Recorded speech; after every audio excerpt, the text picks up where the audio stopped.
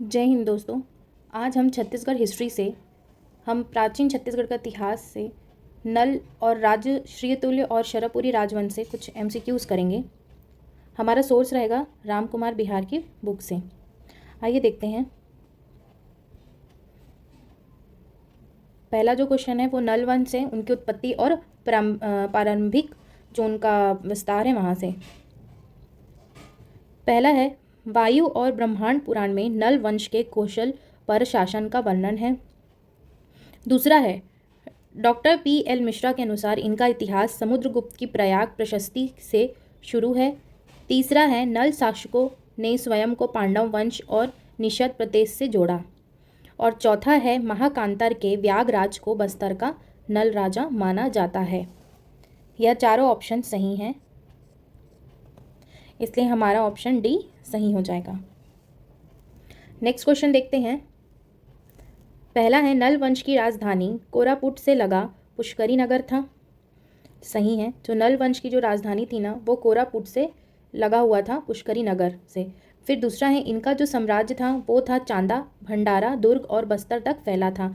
ये भी सही है। और डॉक्टर सी सरकार इनका काल 6ठी सदी मानते हैं। और चौथा है, M.N. राजगुरु के अनुसार वृषध्वज पहले नल नरपति थे। ये भी सही है और चौथा भी सही है, इसलिए हमारा आंसर डी आ जाएगा। फिर नेक्स्ट क्वेश्चन है, वराहराज का काल 400 से लेकर 440 ईसा पूर्व माना जाता है। सही है ये। और कोंडा गांव के एडेंगा ग्राम से जो वराहराज के 29 सोने के सिक्के मिले हैं। जो कोंडा गांव के एडेंगा ग्राम से किसके वराहराज के सोने के सिक्के मिले हैं, कितने? 29। तो ये भी सही है। और ये सिक्के वकाटकों की अधीनता दर्शाते हैं। यह गलत है, क्योंकि बड़ी संख्या में सोने के सिक्के उनके स्वतंत्र और समृद्ध शासक होने का प्रमाण है। चौथा है, मिराशी के अनुसार वराहराज भवदत्त के पूर्वज थे। ये सही है, इसलिए हमारा जो ऑप्शन होगा वो 1 2 4 ऑप्शन बी। नेक्स्ट क्वेश्चन देखते हैं, नल वंश वकाटक संघर्ष और महायुद्ध का युग से। पहला है, भवदत्त वर्मन के वकाटक सम्राट नरेंद्र सेन को परास्त किया। ये सही है।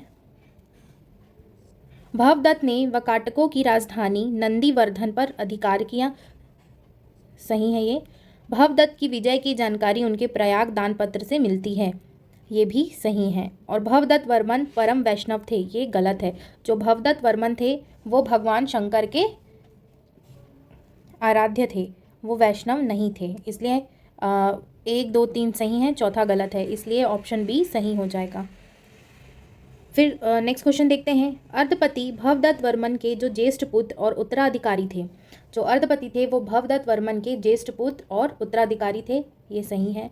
और जो अर्धपति ने भट्टारक की उपाधि धारण की थी, किसने? अर्धपति ने भट्टारक की उपाधि धारण की थी।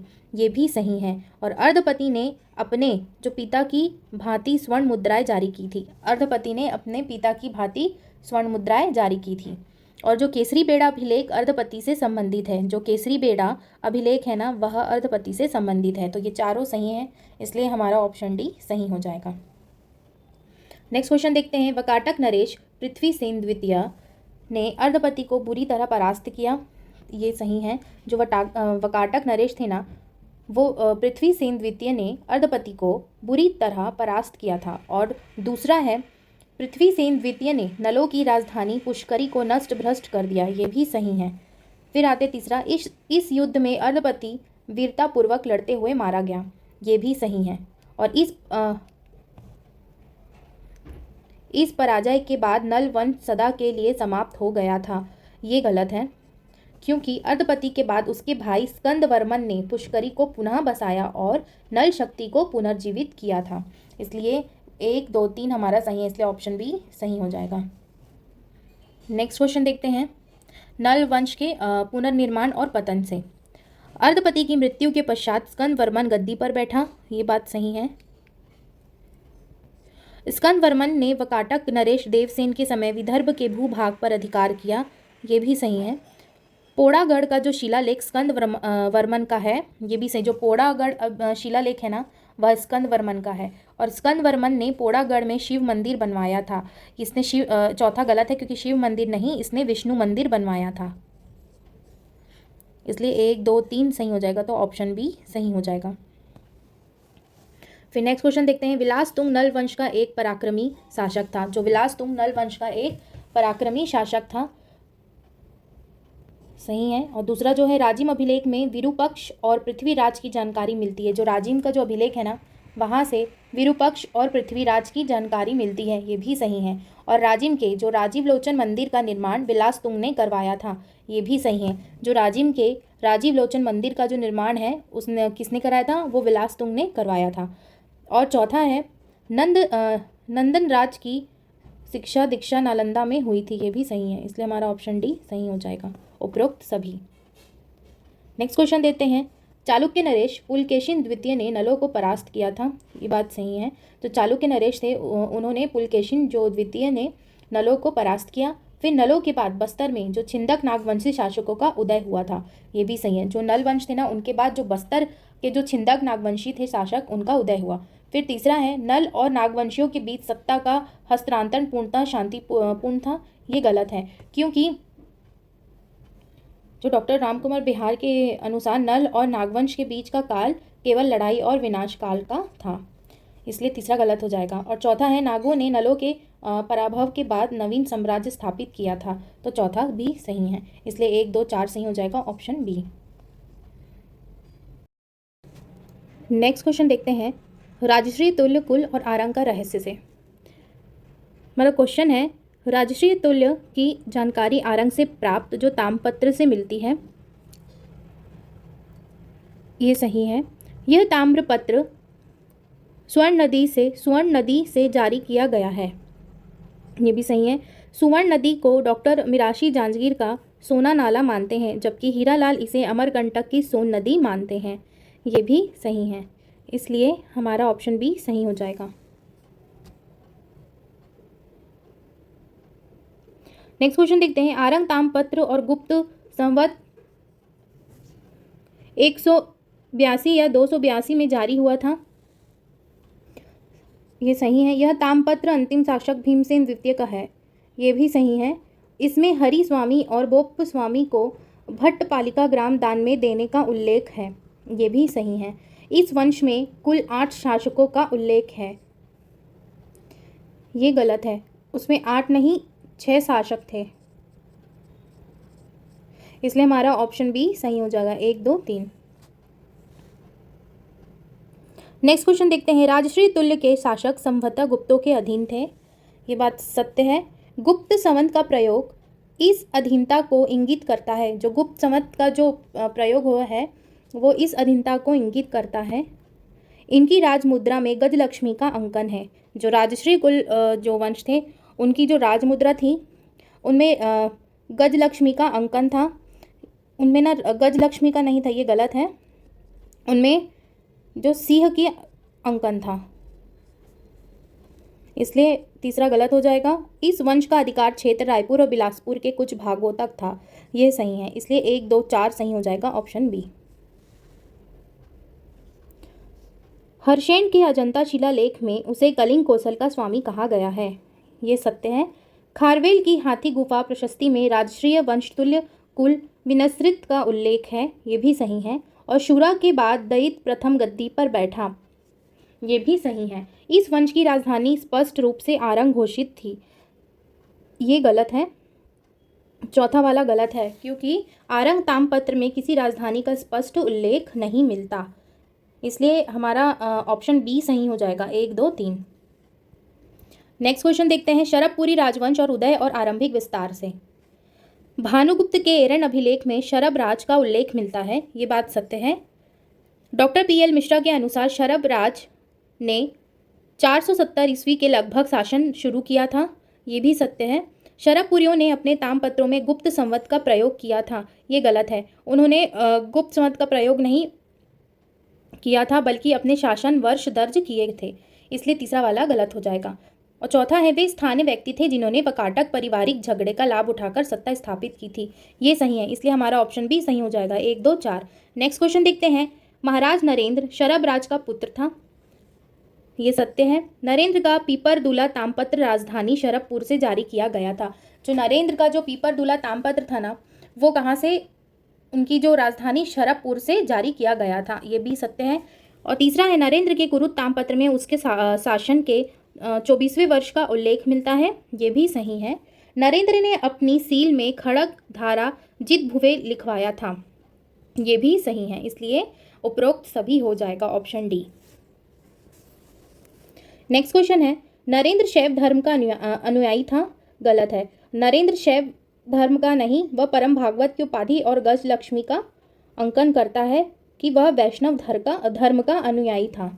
ये नरेंद्र शैव नहीं, ये थे वैष्णव धर्म के, इसलिए पहला गलत हो जाएगा। और रावण प्लेट में उसे परम भागवत लिखा गया, ये सत्य है। उसकी मुद्राओं पर गजाभिषिक्त लक्ष्मी का अंकन मिलता है, ये भी सही है। नरेंद्र के राज्य का विस्तार संबलपुर और सोनपुर उड़ीसा तक था, ये भी सही है। इसलिए ऑप्शन बी सही हो जाएगा, 2, 3, 4। नेक्स्ट क्वेश्चन है, नरेंद्र के पश्चात प्रसन्न मात्र गद्दी पर बैठा, ये सत्य है। प्रसन्न मात्र ने प्रसन्नपुर नामक नगर बसाया था, ये भी सत्य है। और प्रसन्न मात्र ने प्राकृत के स्थान पर संस्कृत भाषा का प्रयोग सिक्कों पर किया था। जो प्रसन्न मात्र ने उसने संस्कृत भाषा में लिखवाया था सिक्कों पर। और चौथा है, इसके सोने के सिक्के कटक उड़ीसा से चांदा महाराष्ट्र तक मिले हैं, चौथा भी सही है। इसलिए उपरोक्त सभी आ जाएगा। नेक्स्ट क्वेश्चन देखते हैं, प्रसन्न मात्र के सिक्कों के ऊपरी भाग के केंद्र में गरुड़ अंकित था। जो गरुड़ है वह सिक्के में अंकित था। और सिक्कों के दोनों किनारों पर शंख और चक्र अंकित थे, ये भी सही है। और सिक्कों में पेटिका शीर्ष लिपि लिखी गई थी। जो प्रसन्न मात्र के जो सिक्के थे ना, उसमें जो लिपि लिखी गई थी वह पेटिका शीर्ष थी। और मल्हार स्थित टकसाल से ये सिक्के निर्मित माने जाते हैं, ये भी सही है। तो चारों ऑप्शन सही हैं, 1, 2, 3, 4, इसलिए उपरोक्त सभी आ जाएगा। व्याख्या देखते हैं, सिक्कों का यह विशिष्ट संरचना गरुड़, शंख, चक्र उन्हें गुप्तों के समतुल्य और परम वैष्णव प्रमाणित करती है। फिर नेक्स्ट क्वेश्चन देखते हैं, प्रसन्न मात्र के बाद उसका पुत्र जयराज उत्तराधिकारी बना। जो प्रसन्न मात्र के बाद जो उसका जो पुत्र था जयराज, वह उत्तराधिकारी बना, ये सत्य है। और जयराज का जो तामपत्र मल्हार से प्राप्त हुआ था, ये भी सत्य है। और जयराज ने पहली बार शरभपुरियों का शासन मुंगेली जो तहसील की ओर विस्तृत किया था। जो प्रसन्न मात्र का जो पुत्र था ना जयराज, वह उसने पहली बार शरभपुरियों का शासन जो था वह मुंगेली तहसील की ओर विस्तृत किया। और चौथा है, जयराज ने परम माहेश्वर की उपाधि धारण की थी, ये गलत है। उसने परम महेश्वर की उपाधि नहीं, उसने जयराज वैष्णव और धर्मावलंबी तथा और उसकी राजमुद्राओं पर गजलक्ष्मी का अंकन प्राप्त हुआ है। इसलिए ऑप्शन हमारा हो जाएगा बी, 1, 2, 3। नेक्स्ट क्वेश्चन देखते हैं, शरभपुरी प्रशासन की सबसे छोटी इकाई ग्राम थी, सत्य है ये। और भुक्ति वर्तमान तहसील के पर्यायवाची के रूप में प्रयुक्त होती थी, ये भी सत्य है। आहार वर्तमान जिले के पर्यायवाची माने जा सकते हैं, ये भी सत्य है। और राजा प्रशासन का सर्वोच्च अधिकारी था किंतु तानाशाह नहीं था, ये भी सत्य है। जो तामपत्रों के अनुसार यह प्रशासनिक पदानुक्रम कौशल क्षेत्र में सुदृढ़ व्यवस्था का प्रमाण है, इसलिए हमारा ऑप्शन डी सही हो जाएगा। नेक्स्ट क्वेश्चन देखते हैं, शरभपुरी शासक ब्राह्मणों को अत्यधिक महत्व देते थे और ग्राम दान करते थे। जो शरभपुरी शासक थे ना, वह ब्राह्मणों को अत्यधिक महत्व देते थे और वह दान में वो ग्राम देते थे, ग्राम दान करते थे। नेक्स्ट ऑप्शन देखते हैं, पूर्वी राष्ट्र शब्द दर्शाता है कि प्रशासन के 2 प्रमुख केंद्र थे, ये भी सत्य है। आरंग तामपत्र में पूर्व राष्ट्र के अंतर्गत राजग्राम नामक ब्राह्मण को दान का उल्लेख है, ये भी सत्य है। और जयराज ने अपने साम्राज्य के पूर्व और पश्चिम राष्ट्र में बांटा था। जो जयराज जो था ना, जो उसने अपने साम्राज्य को पूर्व और पश्चिम राष्ट्र में बांट दिया था, इसलिए उपरोक्त सभी आ जाएगा, ऑप्शन डी। फिर नेक्स्ट क्वेश्चन देखते हैं, सर्वाधिकाराधिकृत प्रशासन का सबसे बड़ा अधिकारी होता था। जो सर्वाधिकाराधिकृत जो था ना, वो प्रशासन का सबसे बड़ा अधिकारी होता था, ये सत्य है। और जो इंद्रबल नामक व्यक्ति का उल्लेख इसी पद पर हुआ था, ये भी सत्य है। जो इंद्रबल था ना, जिसका नाम इंद्रबल था, उसका उल्लेख भी इसी में मिलता है। और जो तीसरा है, सामंतों का पद प्रशासन में नगण्य था, ये गलत है, क्योंकि सामंत बड़े अधिकारियों के रूप में कार्य करते थे, जैसे इंद्रबल जो बाद में शासक बना। ताला मल्हार में प्राप्त विशाल शिव प्रतिमा शरभपुरियों द्वारा निर्मित मानी जाती है। ये सत्य है। जो ताला है मल्हार में जो विशाल जो शिव प्रतिमा जो मिली है शरभपुरियों द्वारा निर्मित मानी जाती है। इसलिए 1, 2, 4 हमारा सही हो जाएगा। केवल 1, 2, 4 ऑप्शन बी। नेक्स्ट क्वेश्चन देखते हैं। नेक्स्ट देखते हैं शरभपुरी राजवंश और राजधानी परिवर्तन और उनके पतन से। महासुदेव राज के सर्वाधिक 8 नामपत्र प्राप्त हुए हैं। सही है। सुदेव राज ने सिरपुर, जो श्रीपुर के नाम से जाना जाता है, उसको दूसरी राजधानी का दर्जा दिया। ये भी सत्य है। दक्षिणी भाग की सुरक्षा के लिए सिरपुर को राजधानी बनाना आवश्यक था। ये भी सत्य है। सुदेव राज मान मात्र का पौत्र था। जो सुदेव राज था वो किसका पुत्र था? मान मात्र का। ये भी सत्य है। इसलिए हमारा ऑप्शन डी सही हो जाएगा, उपरोक्त सभी। नेक्स्ट क्वेश्चन देखते हैं। सुदेव राज के पश्चात उसका जो छोटा भाई प्रवर राज शासक बना। सत्य है। प्रवर राज ने शरभपुरी के स्थान पर सिरपुर को स्थायी राजधानी बनाया। दूसरा भी सत्य है। प्रवर राज ने ठाकुर दिया ताम्रपत्र जारी किया। हमारा तीसरा भी सत्य कथन है। प्रवर राज ने जैन धर्म को प्रश्रय दिया। ये भी सत्य है। जो प्रवर राज थे ना, वो उसने जैन धर्म को प्रश्रय दिया था। इसलिए हमारा ऑप्शन डी सही हो जाएगा, उपरोक्त सभी। शरभपुरी की पहचान को लेकर इतिहासकारों में मतभेद है। ये तो सत्य है। और कनिंघम ने आरवी से फिर संभलपुर को शरभपुरी बताया था। ये भी सत्य कथन है। और डॉक्टर पीएल मिश्रा जो थे वो श्रीपुर, जिसे सिरपुर कहते हैं, कि उसके आसपास जो शरभपुर खोजते थे, वो भी सही है।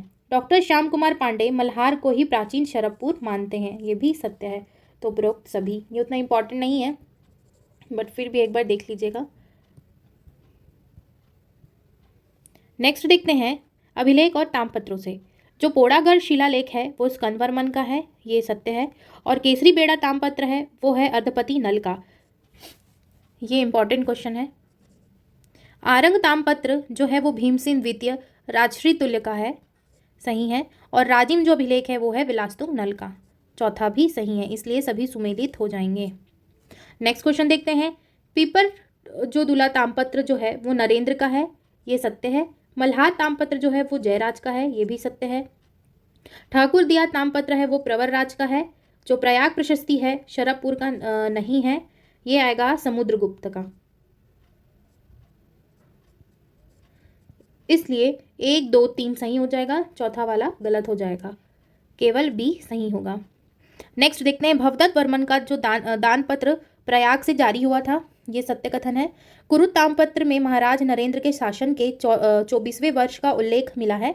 ये भी सत्य है। और आरंग ताम्रपत्र जो सुवर्ण नदी से जारी हुआ था, ये भी सत्य है। एडेंगा से प्राप्त जो साक्ष्य है वो ताम्रपत्र नहीं बल्कि स्वर्ण मुद्राएं हैं। ये भी सत्य है। इसलिए उपरोक्त सभी आ जाएगा, ऑप्शन डी। नेक्स्ट देखते हैं राजमुद्राएं से। शरभपुरियों की राजमुद्रा गजलक्ष्मी थी। ये सत्य है। राजश्री तुल्य कुल की जो राजमुद्रा सिंह थी, ये भी सही है।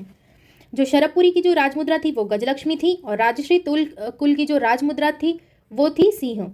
और प्रसन्न मात्र के सिक्कों पर गरुड़ और चक्र का अंकन था। ये भी सही है। और जो चौथा है नलों के सिक्कों पर नंदी का अंकन था, ये गलत है।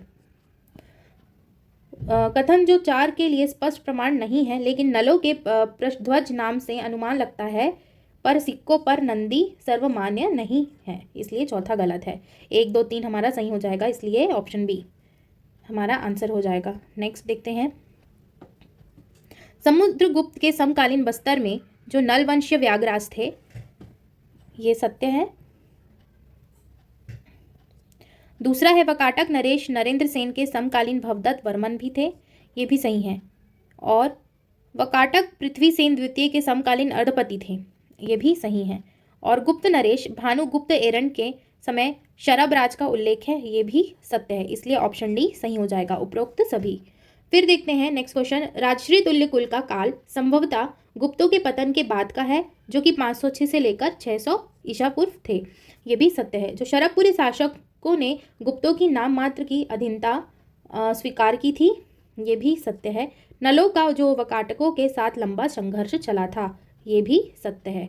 और नल वंश और राजश्री तुल्य कुल का जो शासन एक ही शताब्दी में एक ही क्षेत्र में था, यह गलत है। उनका जो शासन जो था ना, वह दंडकारण्य और बस्तर में भी था। और जबकि राजश्री आरंग रायपुर में है, इसलिए चौथा गलत हो जाएगा। इसलिए 1 2 3 हमारा सही हो जाएगा ऑप्शन बी। नेक्स्ट क्वेश्चन देखते हैं। उत्तराधिकार को हम क्रम में देखते हैं। पहला है भवदत्त वर्मन, फिर है अर्धपति, फिर है स्कंद वर्मन, जो कि नलवंश हैं, ये सही है। और राजश्री तुलवंश से देखते हैं, जो शुरा है, फिर दैत्य प्रथम आते हैं, फिर विभीषण आते हैं, ये भी सही है। फिर देखते हैं शरभराज, जो कि शरभपुरी वंश से शरभराज, नरेंद्र और प्रसन्न मात्र, ये भी सही है। फिर शरभपुरी वंश से ही है जयराज है, फिर आते हैं आपके सुदेवराज, फिर है प्रवरराज। तो ये चारों सही क्रम के अनुसार है, इसलिए हमारा आंसर डी आ जाएगा, उपरोक्त सभी। नेक्स्ट क्वेश्चन देखते हैं। नलवंश के पतन के बाद बस्तर में छिंदक नागवंश आया, ये सत्य है। शरभपुरियों के पतन के बाद कौशल में सोमवंश, जो कि पांडु वंश का उदय हुआ, ये भी सत्य है। फिर देखते हैं इंद्रबल ने प्रवरराज को हटाकर सत्ता हथियाई, ये भी सत्य है। और विलासतुंग अंतिम नल शासक था, ये गलत है, क्योंकि विलासतुंग प्रतापी था पर अंतिम नहीं था। बाद में पुलकेशिन द्वितीय का आक्रमण हुआ था। नेक्स्ट देखते हैं। इसका जो आंसर आएगा वो आएगा बी, ऑप्शन बी, 1 2 3। फिर नेक्स्ट है पुष्करी नलों की राजधानी वर्तमान बस्तर के कोरापुट अंचल में थी, ये सत्य है। दूसरा है राजश्री तुल्य कुल का आरंग वर्तमान रायपुर जिले में है, ये भी सत्य है। और जो मल्हार है वो शरभपुरियों का एक केंद्र बिलासपुर में है, ये भी सत्य है। नंदीवर्धन वकाटकों की राजधानी थी जिसे नलों ने जीता था, ये भी सत्य है। इसलिए हमारा आंसर ऑप्शन डी हो जाएगा, उपरोक्त सभी। व्याख्या देखते हैं। प्राचीन दक्षिण कौशल और महाकांतार के ये प्रमुख राजनीतिक केंद्र थे। नेक्स्ट देखते हैं। नलों का साम्राज्य बरार से लेकर उड़ीसा तक फैल गया था, सत्य है। प्रसन्न मात्र के सिक्के जो उड़ीसा के कटक से महाराष्ट्र के चांदा तक मिले हैं, जो प्रसन्न मात्र के जो सिक्के हैं ना, वह उड़ीसा के कटक से लेकर महाराष्ट्र के चांदा तक मिले हैं, तो ये भी हमारा सही हो जाएगा। फिर तीसरा देखते हैं। जयराज ने साम्राज्य को मुंगेली तहसील तक विस्तृत किया था, ये भी सत्य है। और शरभपुरियों ने कभी भी संबलपुर उड़ीसा पर अधिकार नहीं किया था, ये जो कथन है ये गलत है, क्योंकि नरेंद्र के समय ही साम्राज्य संबलपुर और सोनपुर तक विस्तृत हो चुका था। इसलिए चौथा हमारा गलत हो जाएगा। 1 2 3 सही है, इसलिए ऑप्शन बी, केवल 1 2 3 हमारा आंसर आएगा। फिर नेक्स्ट देखते हैं। सुवर्ण नदी जो है वो को डॉक्टर मिराशी जांजगीर का सोना नाला मानते हैं, ये सत्य है। इंद्रबल द्वारा बसाया गया इंद्रपुर वर्तमान में यह खरौद है, ये भी सत्य है। एडेंगा ग्राम जहाँ वराहराज के सिक्के मिले हैं, जो कि वो कोंडागांव में है, ये भी सत्य है। एडेंगा ग्राम में जो वराज के जो सिक्के मिले हैं वो कहाँ मिले हैं, वो है कोंडागांव में। और चौथा है सिरपुर महानदी के तट पर स्थित है, ये भी सत्य, इसलिए ऑप्शन डी हो जाएगा, उपरोक्त सभी।